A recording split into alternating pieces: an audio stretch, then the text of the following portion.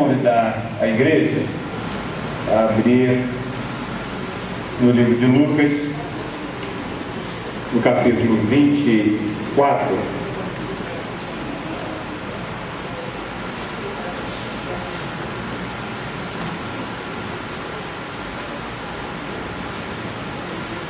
Eu só precisava que um irmão me confirmasse isso. São 9 horas ou 8? 8, né? Meu relógio está marcando 9. Parar de ver, não é? Livro de Lucas, capítulo 24, a partir do verso 13.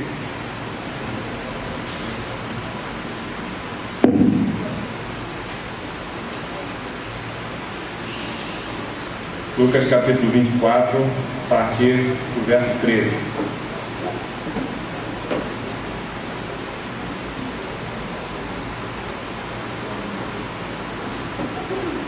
Amém, irmãos? Mesmo assentados, vamos ler até o verso 34. Naquele mesmo dia, dois deles estavam de caminho para uma aldeia chamada Emaús, distante de Jerusalém, 70 estádios. E iam conversando a respeito de todas as coisas sucedidas. Aconteceu que, enquanto conversavam e discutiam, o próprio Jesus se aproximou e ia com eles. Os seus olhos, porém, estavam como que impedidos de o reconhecer. Então lhes perguntou Jesus: que é isso que vos preocupa e que ides tratando à medida que caminhais? E eles pararam entristecidos.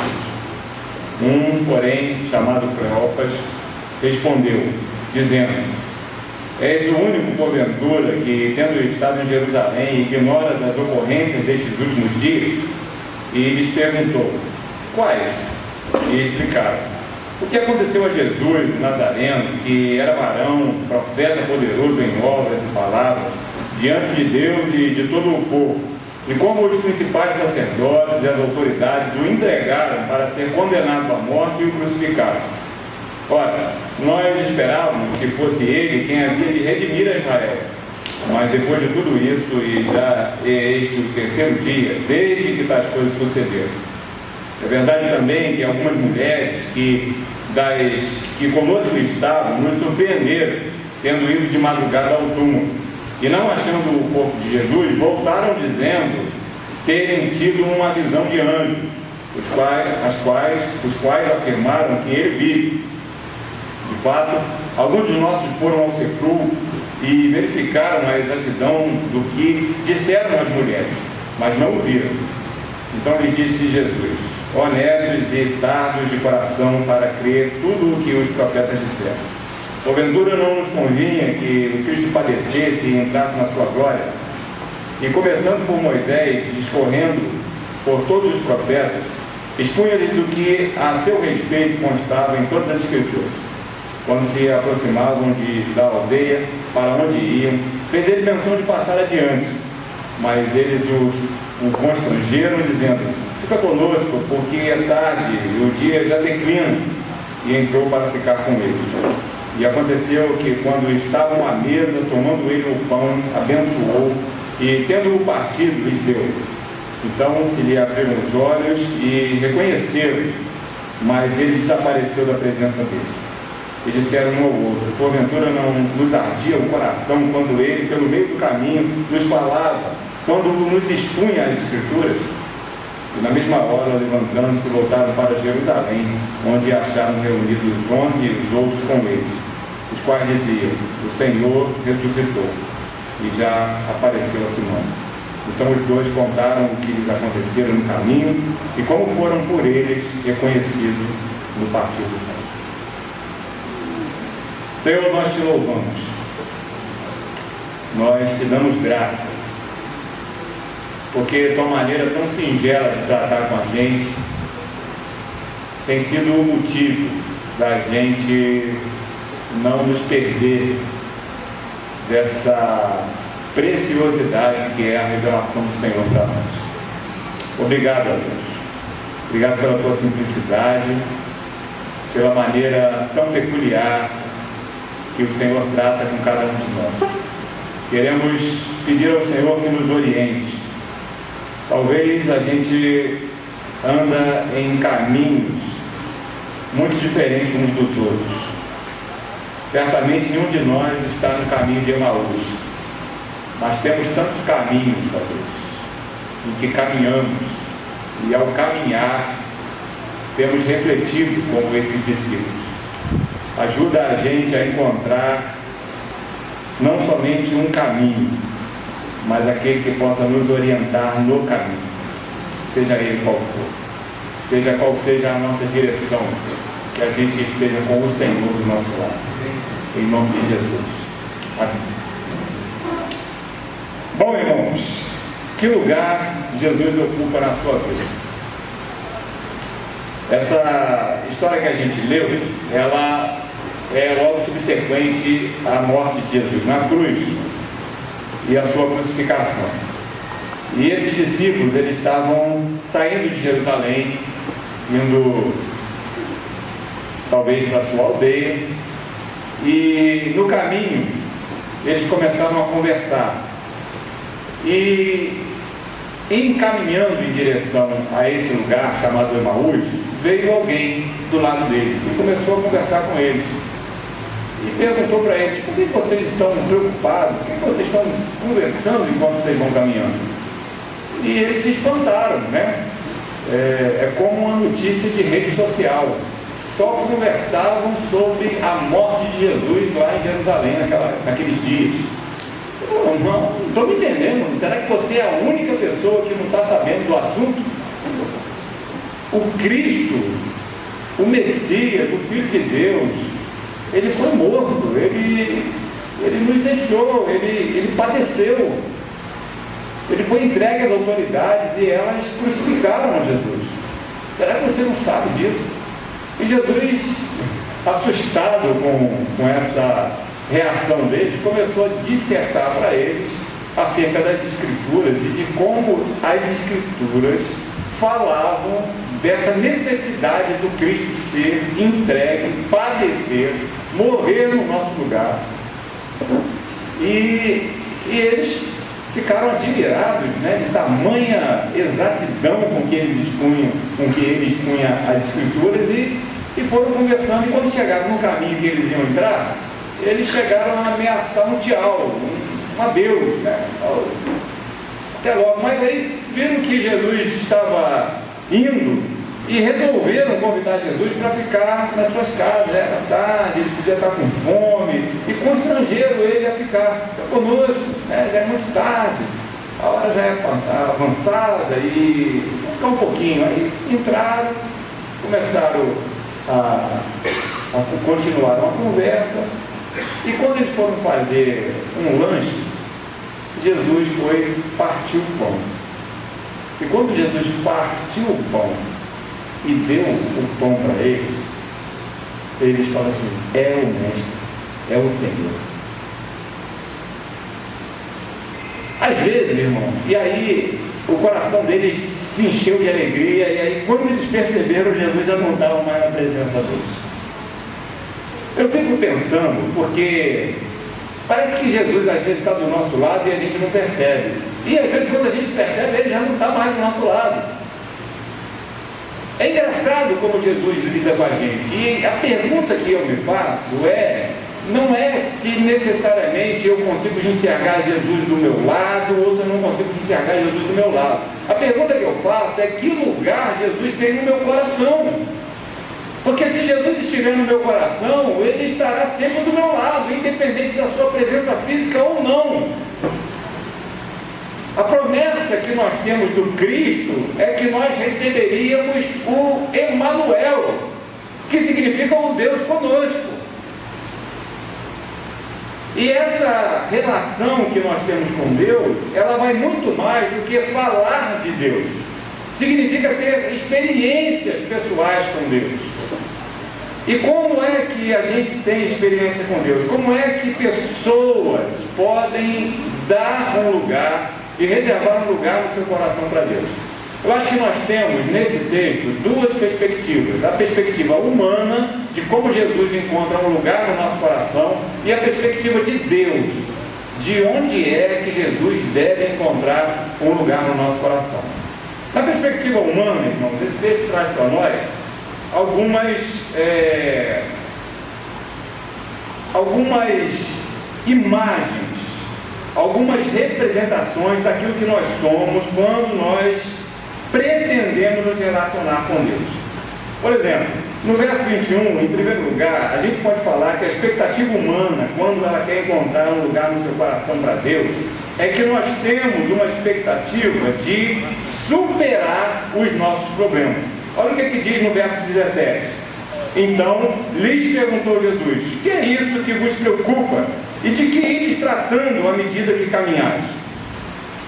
Todo ser humano tem uma perspectiva no coração de vencer os seus problemas. Nós nascemos com uma capacidade não somente de enfrentar problemas, mas de solucioná-los. Nós sabemos que a Terra que a gente vive, ela é dividida em hemisfério norte e hemisfério sul, não é isso? Onde nós temos os maiores recursos naturais, no hemisfério norte ou no hemisfério sul? Aonde você pode pegar uma aguinha de coco, beber tranquilamente, você sentir um calor, tu vai lá na cachoeira e toma um banho, deu uma fomezinha, tu vai no pé de banana, arranca uma banana e come. Onde é que você tem os maiores recursos naturais? No hemisfério sul ou no hemisfério norte? No sul. Onde nós temos as maiores dificuldades climáticas? As geleiras, os locais de difícil acesso, os locais onde a gente tem as maiores, os terrenos mais áridos, mais solidificados com rocha por baixo, é no hemisfério norte ou no hemisfério sul? No hemisfério norte. Aí eu pergunto para você, onde é que as pessoas conseguiram um desenvolvimento econômico maior? No hemisfério norte ou no hemisfério sul? Dividiu um pouco, né? Norte ou sul, irmãos? Norte. No norte. Você acha que eu tendo uma bananinha madurinha, uma água de coco gelada, 2 árvores para esticar uma rede, e se der um calor e dar um mergulho na cachoeira, tu acha que eu vou querer ficar inventando alguma coisa? Para quê? Tá bom demais. Quando nós temos problemas, nós somos desafiados a enfrentar, a arrumar soluções. Diz que um rapaz, uma vez viajando por essas estradas aí do Brasil, ele encontrou uma família que não tinha nada. E ele ficou padecido daquela família e parou lá. E chegou lá, eles só tinham uma vaquinha, magrinha, que eles podiam tirar um pouquinho de leite e dar um pouquinho para os filhos e se alimentar mal. E aí ele ficou: meu Deus, mas o que eu vou fazer? Eu tenho tudo. Eu tenho todos os recursos, eu tenho todos os privilégios, eu tenho tantas coisas. E essa família aqui passando uma necessidade tremenda. Ele ficou ali boquiaberto com aquela situação, deu uma pequena ajuda, conversou um pouquinho e foi embora. E aí, passado alguns anos, uns 3, 4, 5 anos, ele voltando naquela região, vou lá dar uma visita, vou ver como é que está aquele pessoal. Aí foi lá, chegou lá, tinha uma mansão, um carro do ano encostado na garagem, plantação para tudo que é lado. Pô, o que aconteceu? Bateu lá. Ô fulano, chegou lá, era ele, todo bonitão, tipo pastor Humberto assim, ó. Já viram aquele desenho, Johnny Bravo? Ele é o Johnny Manso, né? É o Johnny Manso. E aí o homem forte, saudável, os filhos tudo criado, bonito. Eu falei: mas meu amigo, você é aquela mesma pessoa que eu passei aqui uns 5 anos atrás? Não, sou eu mesmo. Pô, mas o que houve? Como é que essa situação mudou assim? Eu falei assim: a vaquinha morreu. A vaquinha morreu, irmão, e precisou dar um jeito na vida. Às vezes nós achamos que a vida ela é muito fácil, mas não é. Os nossos problemas, eles servem para levar a gente para frente. E às vezes nós temos medo de enfrentar problema. Na nossa cabeça, a gente encontra um lugar para Deus no nosso coração, porque a gente tem uma perspectiva de superar problemas. mas a nossa perspectiva de superar problemas é mais ou menos assim: eu vou na igreja para eu fugir dos meus problemas. A igreja não é um lugar de fugir de problemas, a igreja é um lugar para você encontrar a coragem para enfrentar os seus problemas, porque Deus está contigo, porque Deus está do nosso lado, porque Deus está com a gente todos os dias, porque Ele prometeu que cuidaria de nós. Então é como se nós fôssemos alguém que temos muita dificuldade, sim. Nós talvez não tenhamos recursos, talvez nós não tenhamos capacidade, talvez a gente não tenha força, mas o Senhor é conosco. E é essa a perspectiva que nós temos que ter quando nós acharmos um lugar para Deus no nosso coração. Não uma perspectiva de ficar pensando nos problemas, se martirizando, achando que a vida não foi justa com a gente. Mas a gente tem que ter uma perspectiva divina. Porque quando a perspectiva divina vem no nosso coração e a gente vê que Ele está conosco, no verso 30 e 31, olha a perspectiva de Deus quando a gente quer encontrar um lugar de Deus, para Deus no nosso coração. Verso 30 e 31, o que diz aí? E aconteceu que quando estavam à mesa, tomando ele o pão, abençoou e tendo-o partido, lhes deu. Então eles lhe abriram os olhos e reconheceram, mas ele desapareceu da presença deles. Não da vida deles, mas da presença deles.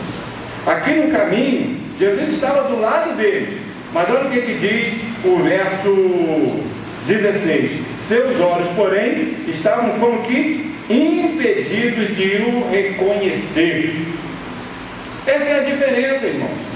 Na perspectiva humana, nós precisamos de Deus para solucionar os nossos problemas. Na perspectiva de Deus, Deus está do nosso lado para a gente aprender a vencer as dificuldades. O salmista diz assim: Senhor, ensina-me a contar os meus dias, para que eu encontre um coração sábio. Na perspectiva humana, nós queremos uma solução. Na perspectiva de Deus, Ele quer nos orientar. Na perspectiva humana, nós temos medo de enfrentar problemas. Na perspectiva de Deus, Ele mostra que está do nosso lado. Deus nos ajuda, Deus nos orienta, Deus se torna o nosso Pai, não simplesmente para estar sobre a gente, mas para estar do nosso lado, para caminhar conosco, para nos ajudar, para nos orientar, irmãos. Amém? Segundo lugar, irmãos, quando nós buscamos um lugar para Deus na nossa vida, nós precisamos entender também, na perspectiva humana, verso 19, diz assim: ele lhes perguntou, quais? E explicaram, o que aconteceu a Jesus, o Nazareno, que era varão, um profeta poderoso em obras e palavras diante de Deus e de todo o povo. Na perspectiva humana, nós temos uma perspectiva de ver o poder de Deus. Irmãos, como nós somos fascinados pelo poder de Deus.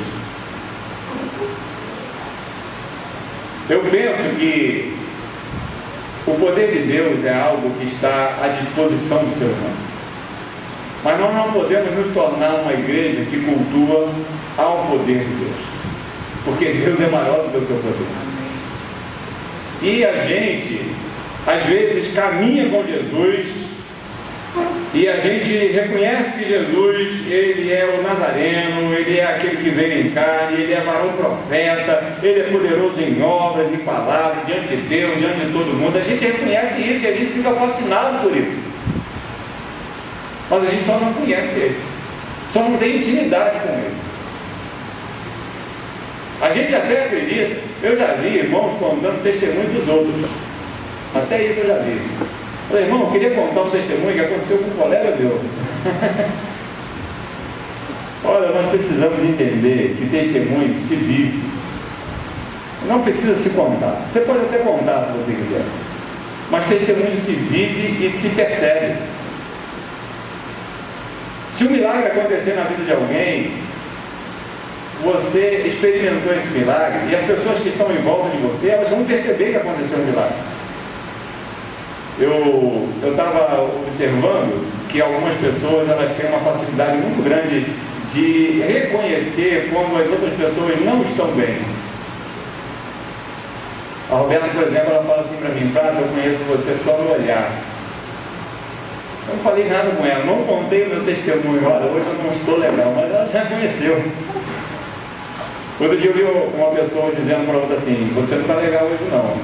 E eu estava com vontade de dizer para ela isso, mas eu acho que quando a gente diz para a pessoa que ela não está legal e ela não está legal mesmo, a gente bota ela mais para baixo ainda.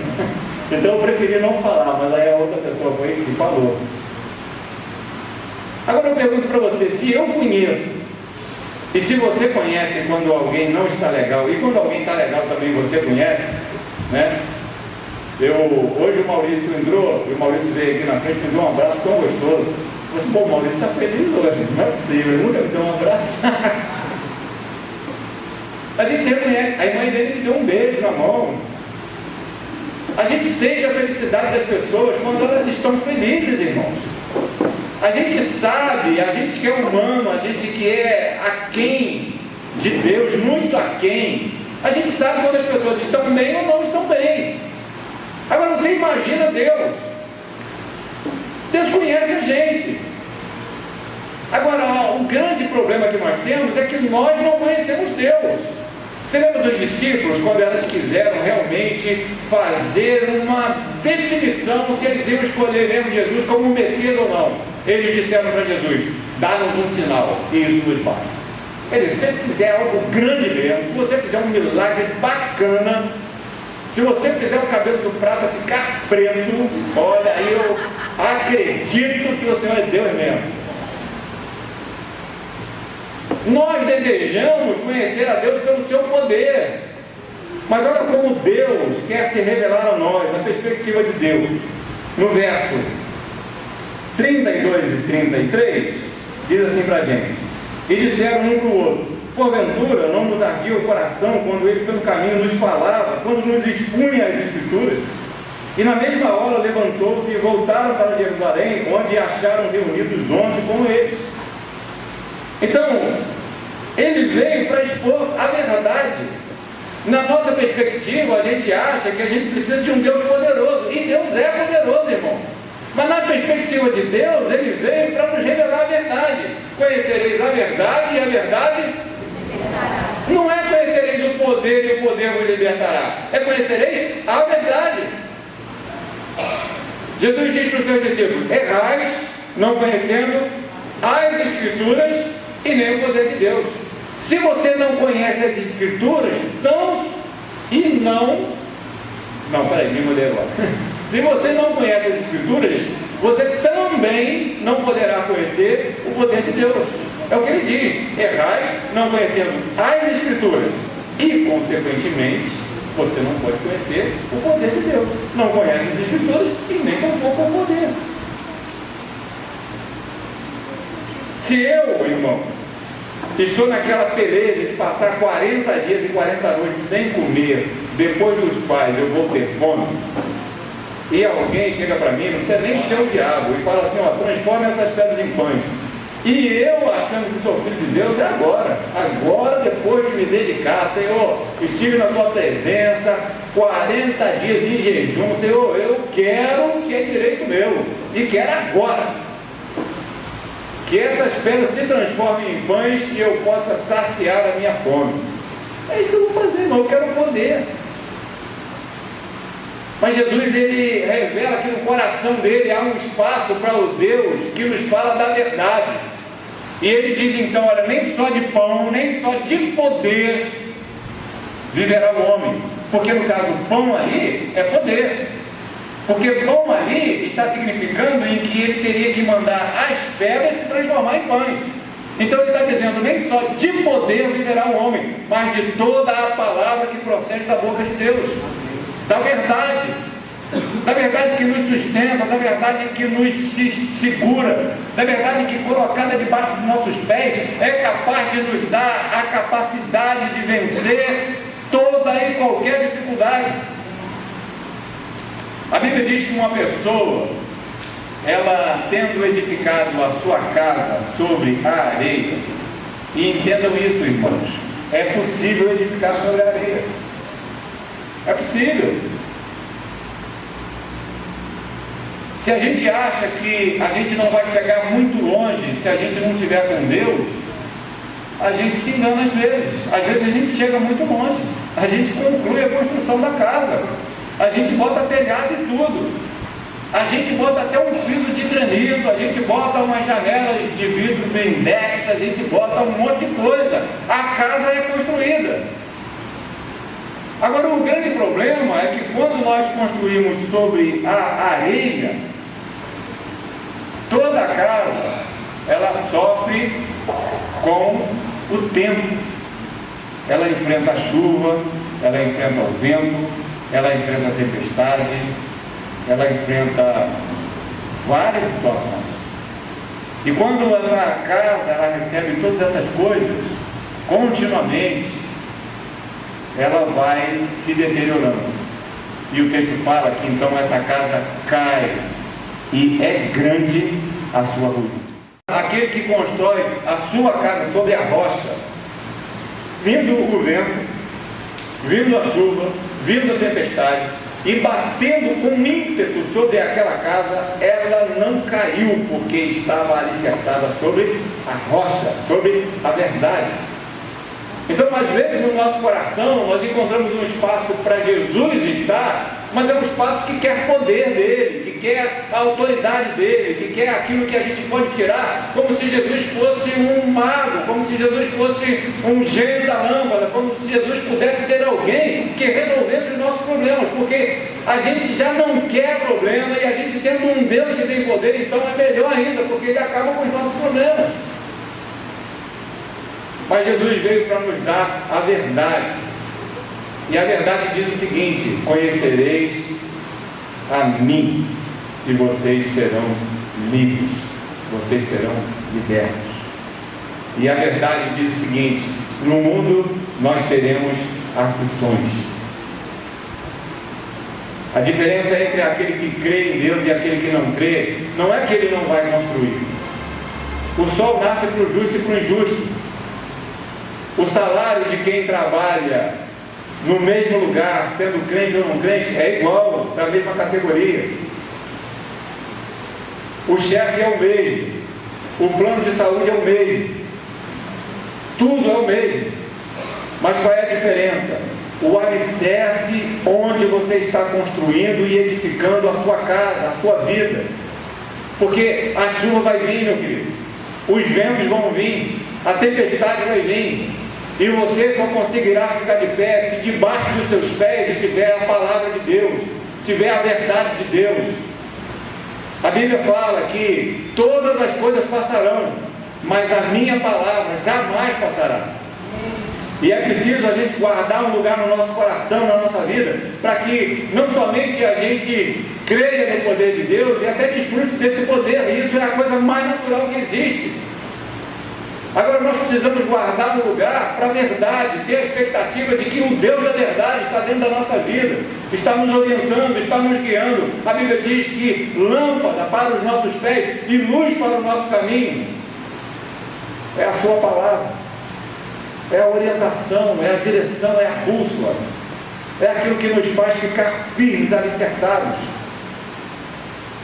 Terceiro e último lugar, irmãos, para a gente saber que lugar Jesus ocupa na nossa vida, na perspectiva humana, no verso 21 diz assim: ora, nós esperávamos que fosse Ele quem havia de redimir a Israel, mas depois de tudo isso, já é este o terceiro dia desde que tais coisas sucederam.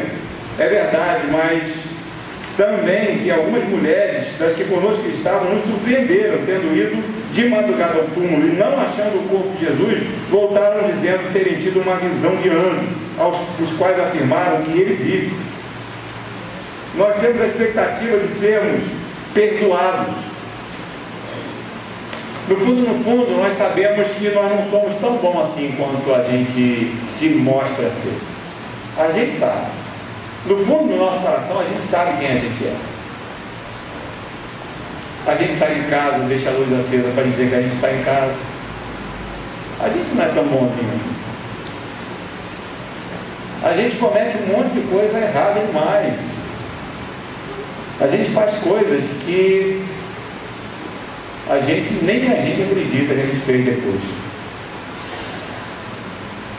Mas o nosso coração, irmãos, ele é realmente enganoso. E a gente pensa que a gente quer o perdão de Deus. O texto fala para a gente que eles esperavam que Jesus fosse redimir a Israel. Eles estavam esperando, mas depois de tudo isso, já é o terceiro dia que ele morreu. Acho que acabou a nossa esperança. A gente deseja um Salvador. É claro que a gente quer, todo mundo quer. Se você perguntar para 98% das pessoas, você acredita em Deus? Ela fala, acredito. Se você falar, acredito em Jesus, ela fala, eu acredito. Mas se você perguntar para essas pessoas se você realmente quer segui-lo, se você realmente quer ser fiel a Ele, se você quer realmente tê-lo como Senhor da sua vida, eu não sei se esses 98% vão persistir. Um dia, um evangelista fazendo uma conferência, e no final da conferência, ele fez um apelo. E as pessoas, elas antigamente, elas faziam umas grandes conferências evangelísticas, e eles faziam em terrenos abandonados, de terra, e quando chovia, aquilo dava uma lama tremenda. E eles então faziam uns locais assim, né, para pregação e para aquele culto acontecer, e no meio daquele terreno eles colocavam pedras, faziam um caminho de lá até o culto lá. E quando as pessoas elas se convertiam, elas vinham por aquele caminho que foi feito de pedra e até lá na frente. Então, por isso que os crentes eles foram conhecidos por um bom tempo como os do caminho. Porque tanto era o avivamento nos Estados Unidos, foi muito marcado por isso, pelas conferências evangelísticas, e as pessoas vinham multidões por aquele caminho. E uma certa vez, um evangelista fazendo o apelo, e vindo centenas de pessoas no caminho, no meio do caminho, ele falou, eu queria que vocês parassem agora. Eu quero perguntar a vocês se vocês realmente entenderam o desafio que eu fiz para vocês. Eu estou dizendo para vocês, se vocês querem aceitar a Jesus como o único e verdadeiro Salvador de suas vidas, que Ele se torne o Senhor da vida de vocês, que vocês não mais existam, mas agora Cristo viva em vocês, e que Ele possa se tornar a pessoa que vai conduzir a vida de vocês, nas suas decisões, nas suas escolhas. E diz a história que 90 e poucos % das pessoas voltaram para os seus lugares e apenas umas 15 pessoas continuaram o seu caminho até a frente. Como é que nós encaramos, irmãos, essa ideia de ter a expectativa de sermos perdoados dos nossos pecados? Será que a gente se acha realmente condenado, como a Bíblia diz que todos nós éramos? Nós estávamos mortos nos nossos delitos e pecados. Sem Jesus nós não temos vida. Nós podemos até ter o perdão. Eu pisei no pé do Felipe. Felipe, me perdoa. Não, está certo, pastor, está perdoado. Camila, você me perdoa, eu falei que isso. Não, está perdoado. Mas será que eu não somente entendo alguns erros da minha vida, mas eu me entendo como uma pessoa que precisa da salvação de Deus? Que sem Jesus eu não tenho como ter acesso ao Pai, que não há outro a não ser Jesus, que é o único caminho, a verdade e a vida, e sem Ele ninguém chega a Deus. Será que a gente compreendeu isso? Será que a gente vive isso? Será que na nossa ideia, nessa perspectiva de encontrar Jesus, um lugar para a nossa vida, a gente consegue enxergar, como por exemplo no verso 33 e 34, que diz para nós, e na mesma hora, levantando-se, voltaram para Jerusalém, onde acharam reunidos os 11 e os outros com ele, os quais diziam, o Senhor ressuscitou. E na perspectiva de Deus, irmãos, Ele veio para nos perdoar o pecado e dar-nos esperança da vida eterna. Na nossa perspectiva, nós queremos uma perspectiva de perdão. Às vezes nós imaginamos assim, a minha vida não está dando certo porque deve ter alguma coisa errada. A minha vida não está dando certo porque talvez eu tenha algum pecado, eu não tenho ido na igreja, eu preciso ir para a igreja para parar os meus problemas. Eu quero um perdão, mas eu não entendi ainda a dimensão desse perdão que Deus quer trazer para a minha vida. Não é um perdão dos erros que eu cometo por atitudes, mas é um perdão por aquilo que eu sou, um pecador.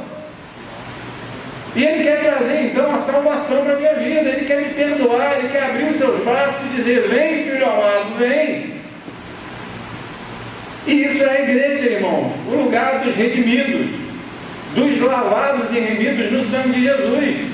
Nós não estamos aqui porque somos bons, nós estamos aqui porque o Senhor nos fez bom. E mesmo assim eu continuo fazendo coisas ruins.